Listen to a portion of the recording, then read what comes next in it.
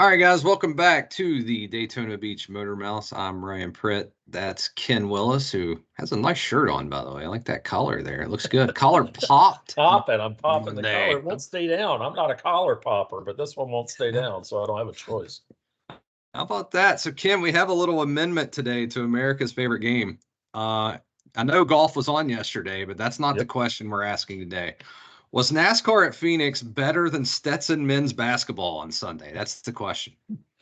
Not quite. It was probably better than the golf because Scotty Scheffler lapped the field at that Bay Hill. I mean, he took off. Well, I tell you what, his putter is not hurting him, not this past week.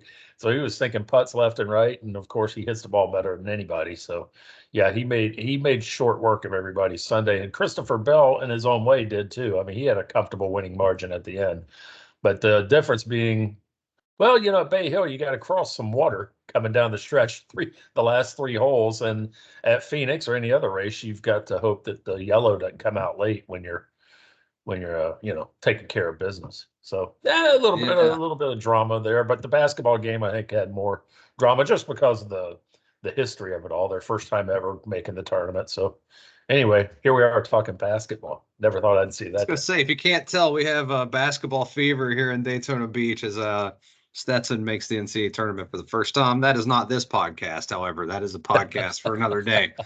Back to Christopher Bell, who, I think, one thing that stuck out, he was really fast in practice. That was a talking point, but got put back in the pack a few times by mistakes and was one of the only cars, if not the only car, that could drive his way back to the front. And I heard this talking point around just listening to some things this morning. Seems to be the second straight week that the fastest car won the race, and that doesn't always happen. But your takeaways from a Christopher Bell win and his punching a ticket into the playoffs. Well, he's one of those guys, he was off to a pretty bad start the first few races, and he's one of them guys that people go, don't worry about it, he's going to be fine. And sure enough, he was fine. So now we're wondering about some other guys that are struggling to get going. Joey Logano, namely, we're going to get there. Going crazy. We're going to get there. We're going to get there now. Don't so anyway, it was he did well, but Ty Gibbs, man, he is sneaking up on victory lane, and remember, I kept calling for it last year. I said sooner or later, and when it happens, I think he's going to be uncorked, and I think he's going to win multiple races this year, I believe. And by the way, 2 qualifies as multiple, so I don't have that tall of a hurdle to jump over with that. Yeah, I agree. Todd's going to get him one. Real quickly, 2. Okay, real quickly, through 4 races, do you know who the points leader is? I think it's Flying Ryan Blaney, isn't it? It is. Well, hey, he's not a NASCAR expert for nothing there, folks. That's right. Ryan Blaney, right where he left off last year, 3 top 5s in 4 races. That's pretty good. And I think he had they've been a little bit quiet, but he's been a little bit quiet, but man, he's been, I mean, if you were to ask, outside of winning a race or 2, the perfect start to a title defense, he's kind of off to it, isn't he? Yeah, we should have known he was going to top 5 it again, because I think earlier in the week, just prior to the weekend, in my weekly NASCAR odds column, I called for him I said, stay away from him, because he is overdue, and here comes his clunker, and it didn't come. Of course, to him, 5th is a clunker, because he's been finishing 2nd and 3rd every week. That's true. And, another talking point coming into Sunday was Chevrolet domination. And you look, and there was 1 in the top 12, and that was our guy, Ross the Boss, there at 6. So Toyota and Ford kind of turning the storyline around there. You think that's just a short track versus fast track thing and something we're going to see the rest of the year? Or do you think that was Toyota and Ford making some progress overall? How about if I say I don't know? Is that okay? Can I say that? I don't either. Well, that's why I was asking you. I can BS my way through an answer if you want me to, but I just don't know. I've quit trying to figure out the trends and what's happening and what's going to happen. I just, I look for some bigger trends, but it's a little too far into weeds for me. I just don't know. Okay, and one last takeaway from yesterday that I thought was big. Buescher 2nd, Keselowski 4th. Big time showing for RFK right when they needed it, right? Yeah, to have both of them doing well. Yeah, it's, Keselowski's, I don't know, Bristol, I think he's, Lord knows he's familiar with it. So And I think they're going to do. I wouldn't be surprised if both those cars did well again this week at Bristol. Yeah. We'll touch on Bristol in a minute, but first we got to bring everyone down in our weekly segment of who's sucking this year. You mentioned a couple of them right there off the top, but right at the top, Joey Logano's 30th in points. Got caught up. That's despite 2 poles and a second place starting position. Yeah. And then, of course, this weekend he started a little bit back. But if you looked at practice times, he was way up there and just never had it at all yesterday before finally getting caught up with John Hunter Nemechek. And he had some choice words for him after the race. But how worried are you about Joey right now? I guess we're supposed to say we're not worried about him because I'm if you.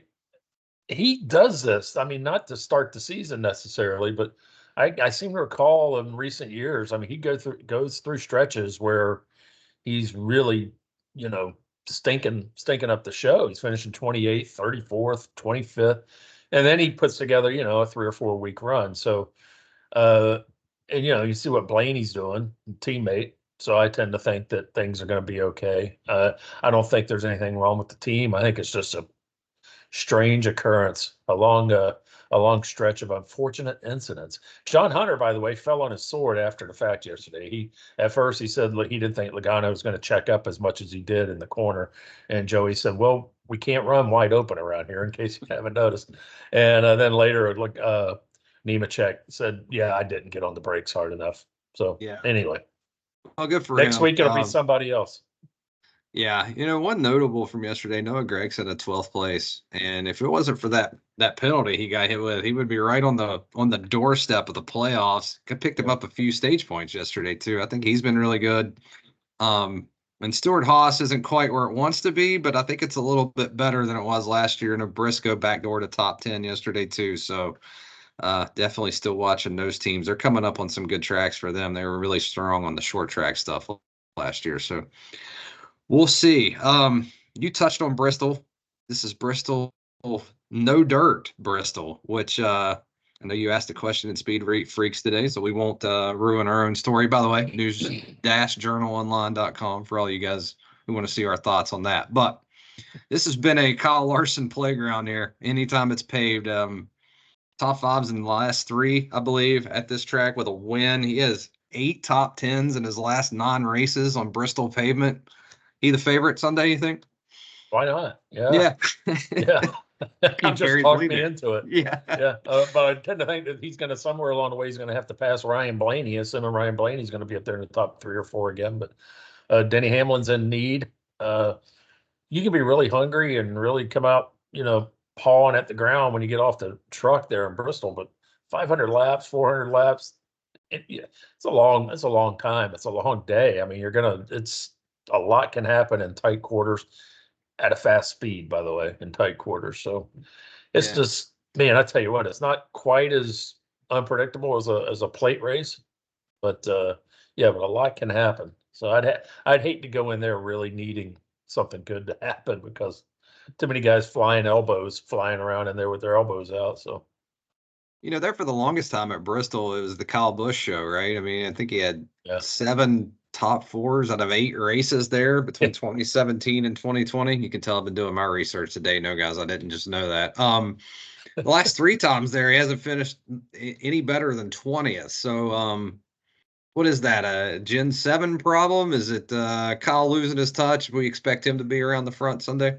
Well, it screams Gen 7 problem to me. If he's got that kind of record around Bristol, and all of a sudden, since the new car came out, he can't find his way around. I can't think of anything else it could be, really.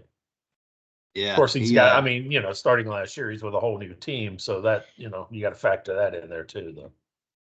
Yeah, he had 8 wins there, more than double of anyone else still racing in the Cup Series. So, wouldn't be surprised to see him around there. It's hard for me to believe he just forgot how to drive the high banks. So, anyway, I think that does it, Ken, unless we have anything else to add about basketball, golf, or racing. What do you think? No, fresh out. All right. Well, we'll be back next week to talk some racing and maybe some more March Madness if you're lucky. Why not? I'm Ryan Pritt. The guy in the cat hat is Ken Willis, and we will see you next week. Thanks, guys.